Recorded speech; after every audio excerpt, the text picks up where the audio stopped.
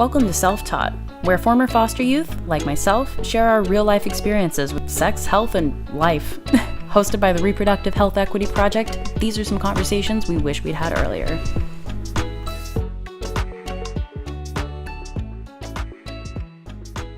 Hey everybody, thanks for coming back. We have somebody super interesting to talk to today. I don't know how we're going to squeeze it all into one episode. I kind of hope we get a second chance to do another follow-up. Hey Daniel, thank you so much for coming on today. Even though we've worked together for like a year, I know that there is a lot to know about you that I don't know. And so I'm just like really excited to do this. And for me, and also for a whole bunch of people that haven't met you yet, unless they're following your Instagram, do you want to like tell me more in depth about who you are? How do you see yourself? All that good stuff. I don't know. For me, it's always been a little difficult to answer that question because I feel like I don't know who I am sometimes. And for me, I'm just always in a constant state of growth. You know, I always want to be better than I was the day before. I want to try new things, explore. And so for me, it's like I am just a loving person, but the work that I do is different. I'm in all kinds of jobs and I do all kinds of stuff. I'm an actor, writer, entrepreneur, and I work in politics as a commissioner, as well as some of the work I've done, with you guys, basically doing consulting for nonprofits, just sharing my lived experience. I spent 7 years of my life in a jail cell, probably more years than that, and countless more years just in self-sabotage. I guess the one thing I could say that I know for a fact that I am is I'm a gay man, but I say that because it plays a big role in kind of like my life. And it just took me a long time to get to a place where I could accept that piece of me, and just owning it because society tells me that I am somebody who shouldn't be here, basically. So just kind of owning the piece of me that I couldn't accept. But I'm a whole lot of things. And I think the biggest thing is just somebody who continues to want to inspire others and live my best life, honestly. Yeah, that's awesome. Well, that kind of like leads into what I was hoping to talk about next, which is the kind of work that you do. What I do know is that I've heard you say that you're a youth commissioner. I'm not super sure what that kind of job is, but I think it sounds super interesting. I know that you do like these little motivational videos on Instagram, which are very cool. I've seen a couple of them. I'm not an expert, but I like them. And I was wondering if you could tell me about like what you do and also like what gives you, obviously you are super busy as we were talking about before we started this, like you're always have your hands in something. So like what gives you the motivation to like go like that?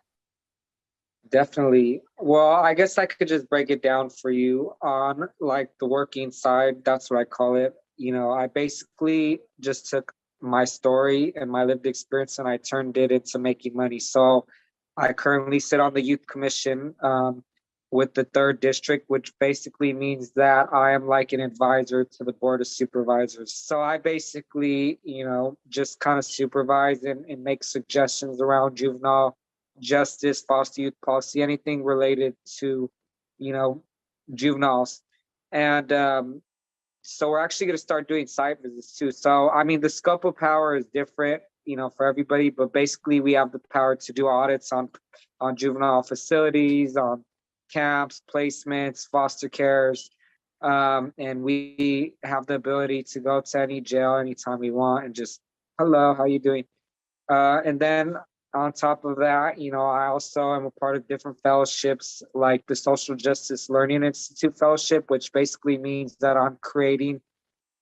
we're currently creating a survey to collect data around certain things like incarceration and, like racism, stuff like that. For me, my target is the LGBTQ community. So just kind of getting data around state-sanctioned violence regarding the LGBTQ community. I work with Opportunities for Youth Collaborative as a young leader, just doing policy work around foster youth, the Reproductive Health and Equity Project, sexual education and policy work. I work at the community college, LATTC, as a student ambassador. I'm also a part of the Beats and Rhymes Fellowship. This is the creative side now with street poets. So I'm basically getting paid to create my album right now. I also work at Joe Guitar Doors, which is a nonprofit organization that creates creative arts to, formerly incarcerated and at-risk youth. I dance, so I go to Vogue class on Wednesdays. I'm learning Vogue. I walk in ballroom. A category called Thug Realness is just basically me acting, whatever the category calls for. I'm about to start learning, Aztec, dance ceremonies, so I'll be doing that.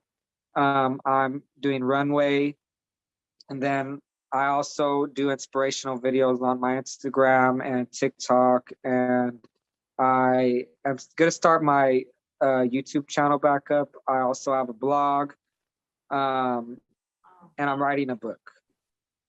And I act and I perform spoken word on the side as well. Oh, Is that and all?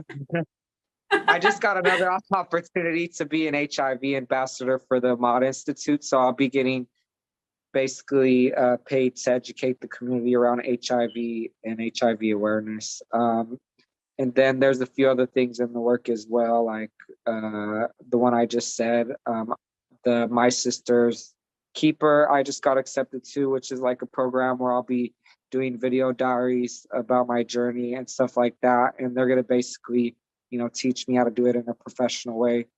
What else do I do? Oh, and I go to school part-time too. Yeah, I'm majoring in English. Oh my gosh. Well, congratulations. That's a long list of accomplishments. Good for you. And also how do you time manage? How do you not get burnt out, You seem like you love it. Obviously, you were like loving doing all this stuff.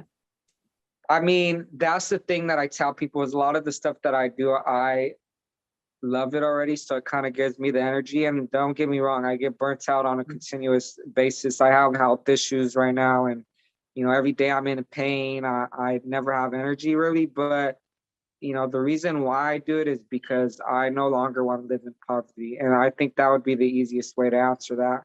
The more, dig deeper answer would be is, I want to inspire my community, my people, and even myself sometimes to know that we're worth more than living in poverty.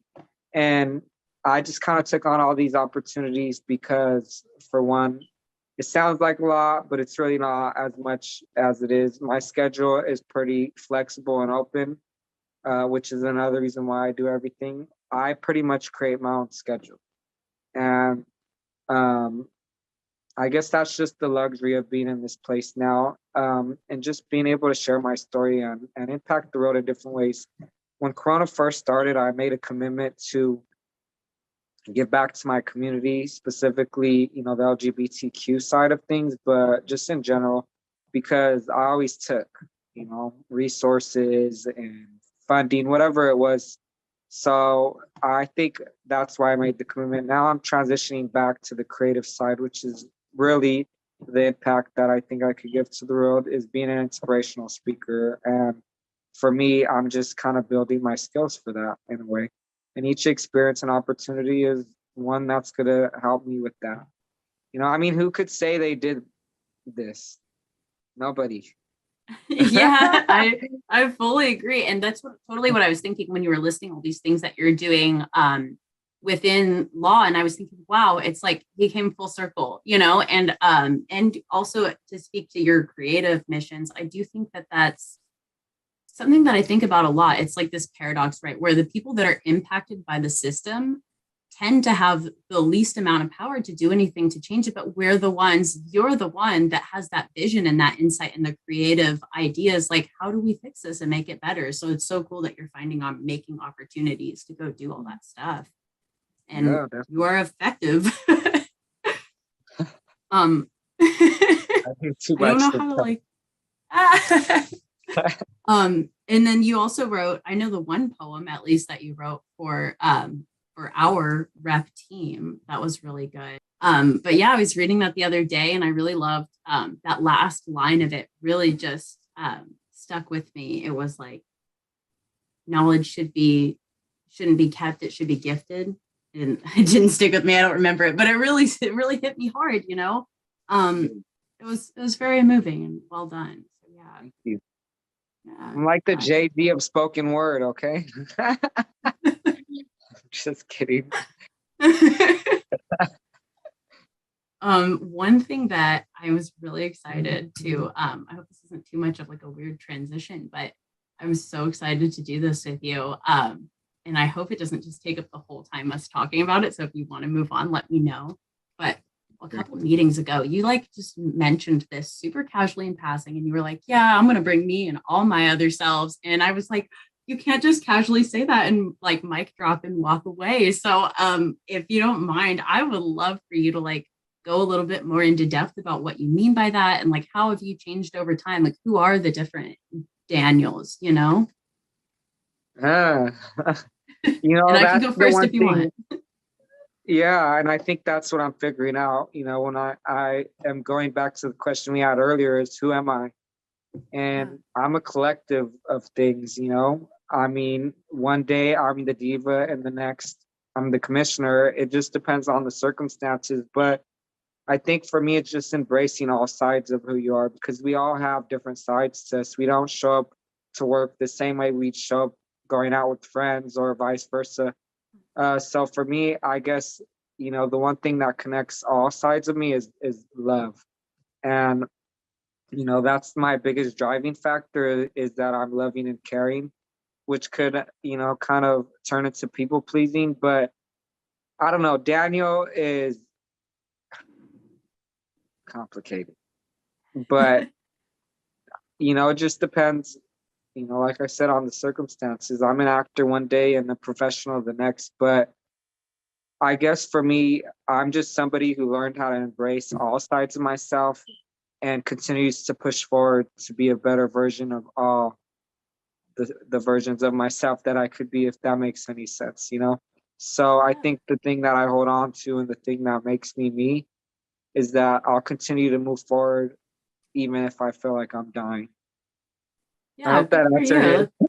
Yeah, yeah, it did partly, but I kind of want to dig a little deeper if you don't mind. And I was sort of wondering, like, if you could compare something that we've talked about is like that you've mentioned is you're like on this journey and like being really true to yourself and authentic and accepting yourself as a gay man, even though, society has a lot of work to do in that area. So then I think how incredibly difficult it must be to be gay and be like in foster care, because I know there's a lot of gendering, you're in a boy's home or you're in a girl's home, or it's very like, so I didn't know if you could Yeah. speak to a little bit like what that struggle was like as a kid, if you Ooh, will. I don't know. I mean, I look back on my life all the time and, I get flashbacks and I kind of remember where I come from on a never ending basis. And I think for me, I just came from a place where I was broken. And I was so broken that I started to mask how broken I was by creating somebody I wasn't.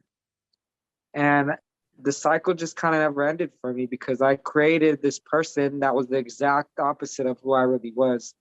And this person hurt people. This person hurt themselves. This person used drugs or whatever, you name it.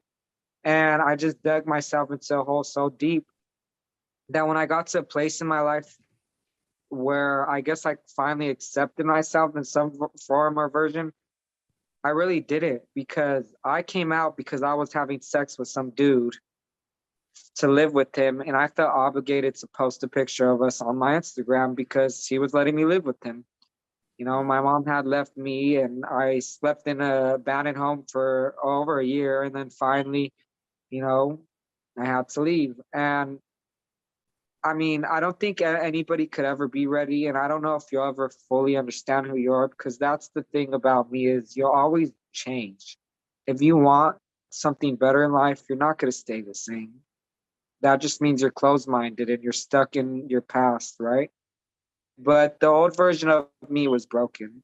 And the new version of me took many years to get, and I'm still learning. Every day I practice spiritual things like waking up and praying to my ancestors, writing in a journal to, inspire myself for the day. Listening to inspirational speeches or drink water is difficult, but every day I do something to empower me. Those Instagram videos, they're a part of that. Once a week, I make those videos because that's part of my journey. Another day, I commit to learning how to Vogue and so on and so forth. But every day, I do something that makes me feel good or empowers me to do better. And I think that's the person that you're trying to find. And it's hard for me to pinpoint and say, oh, I'm this and that. But for lack of better terms, I'm a bad bitch. I'm just kidding. But Well said. No, I love that. And I appreciate you like talking about these things that are, I mean, shitty parts of your life, like having to like be such a struggle to accept yourself. And I think it is badass that you are looking back and going, yeah, I did some stuff and I was hurt, and you like forgive that part of yourself and you're like accepting that part of yourself. Whereas a lot of people would not, a lot of people would push it away. And I think it does make you a bad bitch to be able to be like, that's part of it, right. And I was wondering kind of like, what do you think like could have made things easier for you back then so that you didn't end up being so broken? I know how we only have 20 minutes just but what are maybe a few key points? See, I'm super controversial when it comes to this stuff, but I'll answer your way and then I'm going to say it in my way.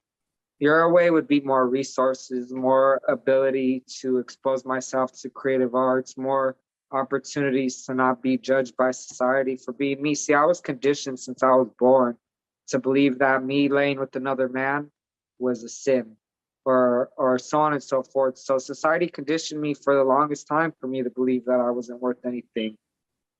The other way would be everything made me who I am. And anything and everything that I went through, I don't regret anything.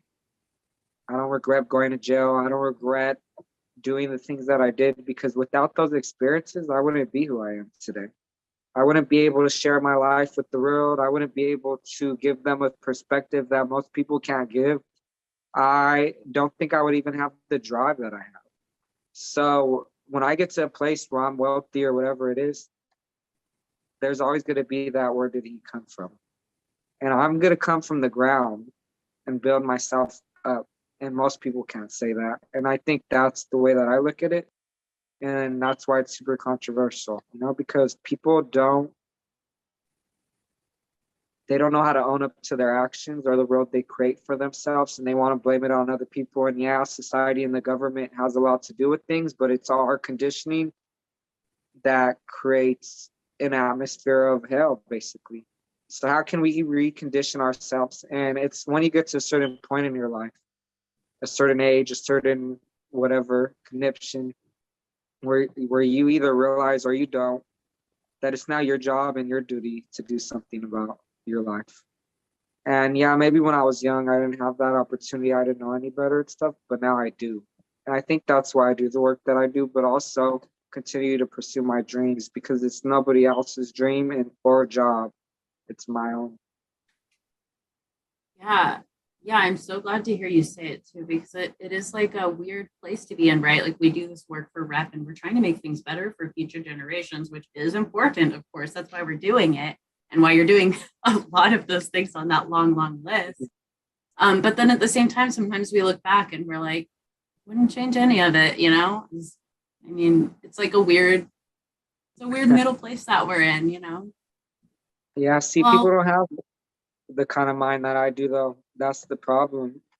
Some people could be broken mentally from one of the things that I've been through in my journey, whereas others could go through 10 times more than I have and still hold their ground and be better off than I am now. So it's just about really, monitoring that and realizing some people are people that need others' guidance, and some people are people that don't want you to tell them shit. Yeah. Yeah, that's true, huh? People are always, we're always trying to help other people, but a lot of times they know what's right for them. Yeah. Yeah. Or they don't know and they choose not to want to know, you know? I mean, there's just so many Yes. ways to look at life. We have so many different perspectives. For me, it's just I'm a go-getter, so I have that kind of perspective, you know? You go get what you want. And some people need others to help guide them. And at some point I did. Don't get me wrong. I didn't know who the hell I was. I didn't even know how to wipe my own ass right. So, you know, obviously I'm just saying that like not realistically, Yeah. but getting the metaphor in it, like I was pretty lost and I didn't know which direction to go. And people little planted little seeds, you know, like, oh, you're worth it, or you're good enough, or whatever it was. Or they invited me to a workshop or invited me to speak. And then slowly I started to see, oh, this is what it's like. Oh, okay. I don't want to live the way I do anymore. I could, oh, no, this is so beautiful. Okay, this is what I want. And then now I'm starting to teach myself and then seek guidance from people that know, okay, if I want wealth, then I get a mentor that's wealthy. If I want to be in the film industry, I have plenty of mentors in the industry. Like, you know, so it's just about like, you know, your perspective because you attract what you are. And if you're stuck in your own hell, then you're going to keep creating it for yourself. Yeah. Yeah. A lot of times, if somebody gives me a compliment, I just feel like I almost don't feel like I deserve the compliment. I feel like, So, well, yeah, I've had some bad luck, but then I also feel like I got so lucky that people gave me the opportunity to know that I can make my own destiny too. So it's like, and I can only for myself. I can't speak for you, of course, but like, how many people did plant those seeds for me that were like giving me the things that I needed to do better for myself, and that seed just didn't sprout right away. And I so want to go back to all of those people and be like, look, you know what I mean? It was worth yeah, it. Don't ever feel bad about planting a seed. right. Maybe it didn't sprout right away. So yeah. Well, you're doing a lot of your own seed planting. So I wonder what it is that you are kind of hoping for future generations, and like what, if any, what kind of like progress do you see being made? We've already talked about a lot of it, but you know, I know we've worked on a few projects with Rep. I know you have a whole bunch of other projects that you can talk about, and you know, Definitely. I can't tell you what a future looks like.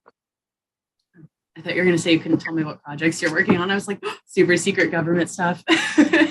No, no, no. I mean, I just feel like there's so many different ways it could be. For me, in my own opinion, I feel like we're still stuck in the 1800s.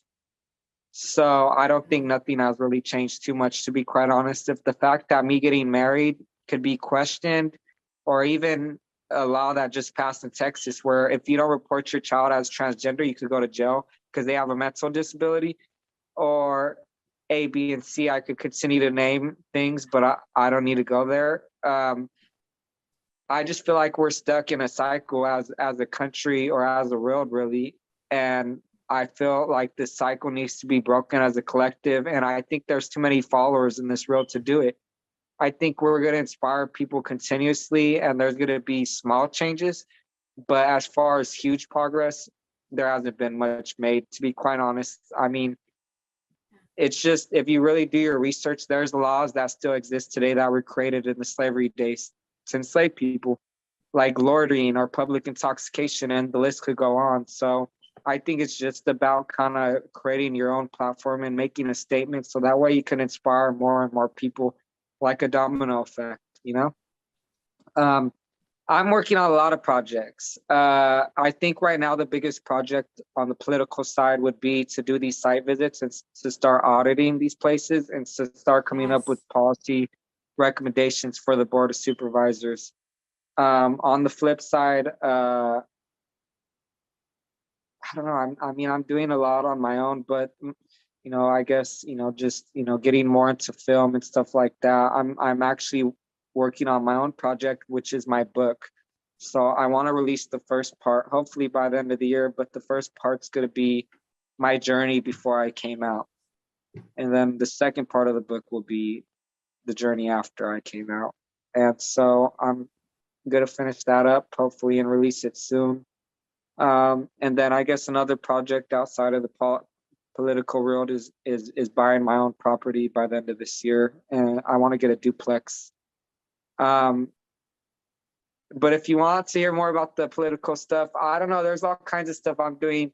I just did a presentation on the LGBTQ state-sanctioned violence, so we're gonna hone that in and start collecting the data from that.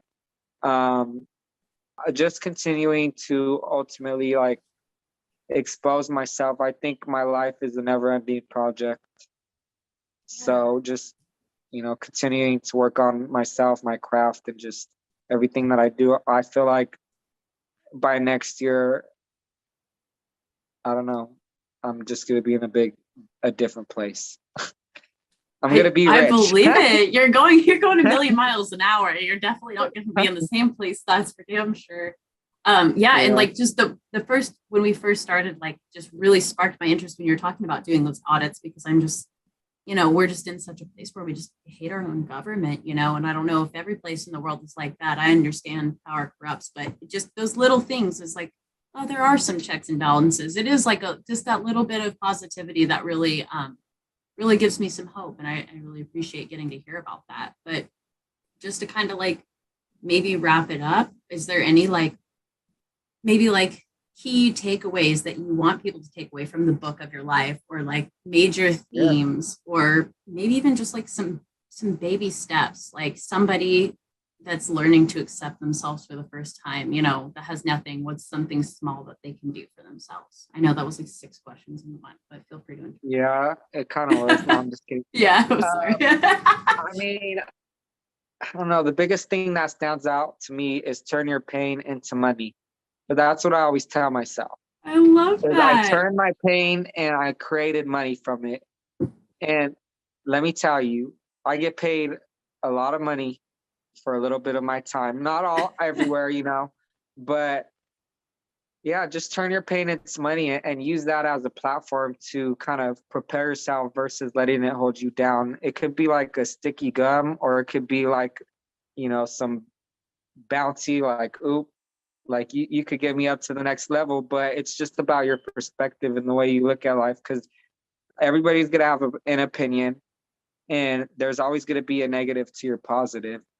So how do you turn that negative into a positive and beat the odds?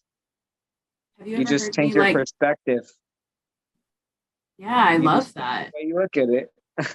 That's it. Have you ever heard me like go on about this necklace that I always wear? Have I ever told you about this? No. It's like it's a coin, like a metaphorical coin, but it's like a coin actually. And it's like every coin has 2 sides, right? And the one side you can't read because we're on Zoom, but it says opportunities, and the other side says obstacles. It's just about perspective. And so, yeah, it's crazy. Is like doing this, I was really nervous because I was like, me and Daniel are so different. I'm such a pushover, and you are like so strong and outspoken. And so I was like, oh man, I hope we can find some common ground. But I just feel like, wow, we have so much in common. So yeah, I love that. Is there anything else? Cover, okay. Yes, sir. Yes, sir. Well, thank you so much for doing this with us. Is there anything else that you want to add that before we shut it down? I don't know. You guys want me to read you a poem? I got a few here. I would love that. Please. Okay. Well, I don't know. This is something. Okay, this is actually probably a perfect one to do, but it's just basically about overthinking. So it says, damn, lately I've been in my head. I slice my feelings up like some bread just to dissect. It's hard for me to digest the fact that I lost you, because man, I want you. I can't stop and smell the roses today because they remind me of the pain you gave me. See, every Prius I pass, I look to see if I can at least see you just one last time. But you're never the one driving, so my heart drops every time. I don't see your curly hair yet. I look every time. I remember telling you I thought you were my soulmate. I still think it's true. I could see your hazel eyes burning through to my soul. Damn, this cycle gets old. I wish I was a little bit more confident, a little bit more bold. It's been over a year now and you've moved on, but I'm still second guessing myself. I can't seem to move on. all these damn pictures I don't want to delete. It's like when I scroll through, the pain is on repeat. I could hear your laugh and see your smile shine, but damn, I wish it was still by my side. We slipped away pretty quick. We hit a big lick and dip, but damn, I really want to take another sip. My heart's ripped and I don't have the right thread or stitch. I wish I could just pass by your crib and get you to give in, but I'm sure you're with him, and that's okay. As much as it hurts, I know you're worth and you deserve so much more than I could give you. Man, I took a moment to learn that I'm worth it too. See, I was hurting when you left. I forgot how to love myself. I practiced a face mask of self-care at best, but it was so much deeper than that. It's like you were my love reaper. You swept me off my feet the moment I met you. I swear I couldn't complain about shit, not even your breath. I didn't think I'd get someone like you at my best. Anyways, that was it. I'll leave y'all with that. It was going to get a little bit more deeper, and it was going to talk about sexual stuff. I thought I had a different poem, so. I love that. Thank you so much for doing this with me. It was fun. Yeah, definitely. I'm sorry. I had to cut it out. No, I love that. That makes it so good. You know what I mean? I don't know. I love it. Okay.